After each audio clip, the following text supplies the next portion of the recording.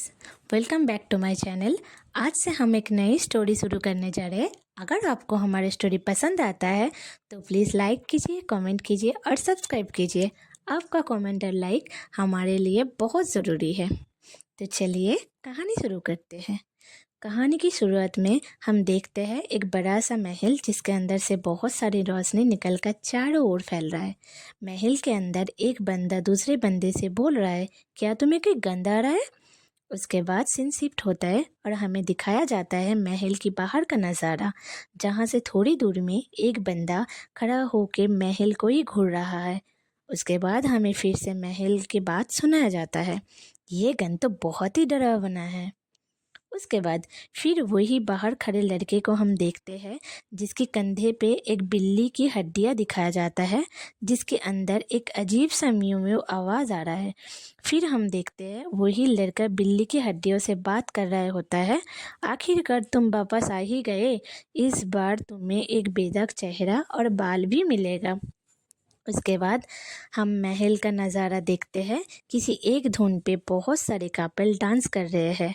उसके बाद हम वो दो लड़के को बात करते हुए देखते हैं, जहाँ पे हमारे मेन लीड को वाइस कैप्टन बुलाया जाता है। कैप्टन के बगल पे खड़े हुए एक छोटे बाल वाले लड़का, जिसका नाम तो हमें नहीं पता, वो कैप्टन को बोलते हैं, मुझे लगता है ये कोई दानव भी होगा जो हमारे बहुत ज़्यादा करीब है। कैप्टन ये बात सुन के थोड़ा घबराते हुए बोलते हैं, चलो बाहर जाके देखते हैं। उसके बाद हम फिर से महल के बाहर देखते हैं, जहाँ पे छोटे बाल वाले लड़के कैप्टन को बोलते हैं, यहाँ पे इतना ज़्यादा अंधेरा क्यों है? इस पल में दोनों ही थोड़ा घबराते हुए रुक जाते हैं और दोनों ही कुछ समझने से पहले छोटे बाल वाले लड़के फिर से बोल पड़ते हैं, क्या हमें आने में बहुत ज़्यादा देर हो गई कैप्टन? ये बात सुन के कैप्टन थोड़ा सोचते हुए बोलते हैं, हम लोगों को इस बारे में ज़्यादा कुछ तो नहीं पता, जो कुछ थोड़ा बहुत पता है वो ये कि ये एक राक्षस जो कि इंसान के वेश में हमारे बीच ही रहते हैं, और जो भी इस राक्षस का शिकार बनता है उसको बाद में देखकर लगता है जैसे मुंह और नाक में से कोई सख्त लकीर अंदर की तरफ डाल दिया है। देख के लगता है जिस्म में कोई जान ही बचे नहीं है, कोई उसका सारा हिस्सा निकाल के ले गया है। जो छूट गया है वो सिर्फ एक इंसानी चमड़ी है।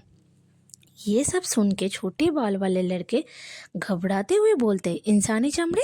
ये दोनों बात कर ही रहे थे, तभी अचानक कैप्टन को कुछ नज़र आया और वो दोनों पूरे ध्यान के साथ वो नज़ारा देखने लगते हैं।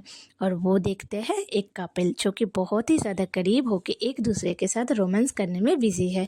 और यही सीन देख के कैप्टन उस लड़के की आंख बंद कर देते हैं और वो लड़का डरते हुए पूछते हैं, कुछ हुआ है कैप्टन?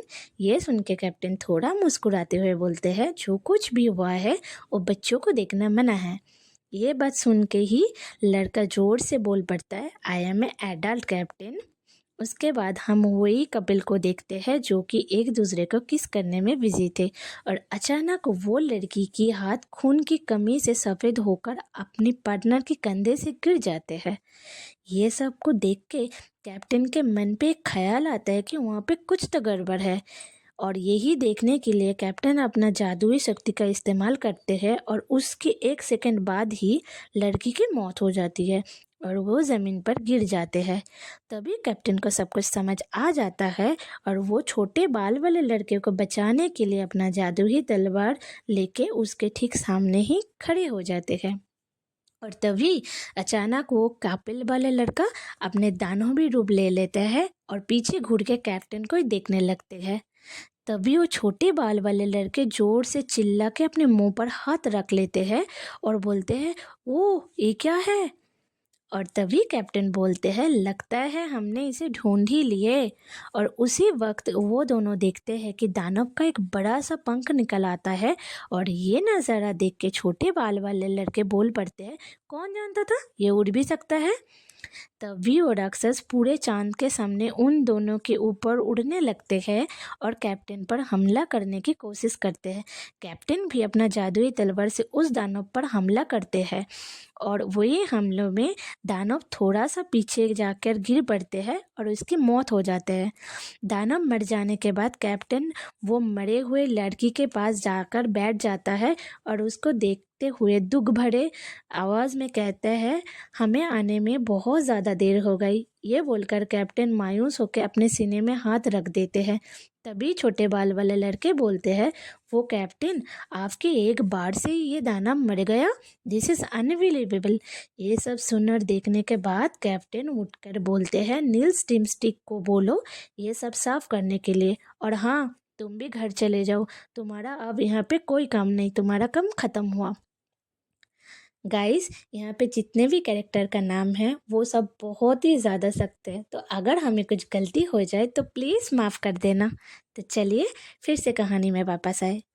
ये सुनकर छोटे बाल वाले लड़का कहता है, कोई बात नहीं कैप्टन, हम वापस जाकर ही सारे रिकॉर्ड लिख लेंगे और कल सुबह होते ही James art magic research department में दे देंगे।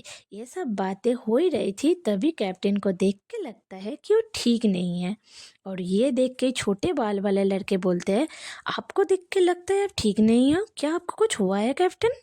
ये सुन के कैप्टन बोलते हैं, मैं बिल्कुल ठीक हूँ, मुझे कुछ नहीं हुआ है।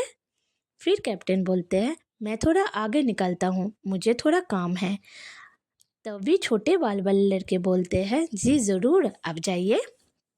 अगले ही सीन में हम देखते हैं कैप्टन दीवार पकड़ते हुए स्टेयर से ऊपर की तरफ जा रहा है और मन ही मन सोच रहा है, किस्मत अच्छा है आज ऊपर महल के ऊपर की तरफ कोई भी लोग ज़्यादा नहीं हैं।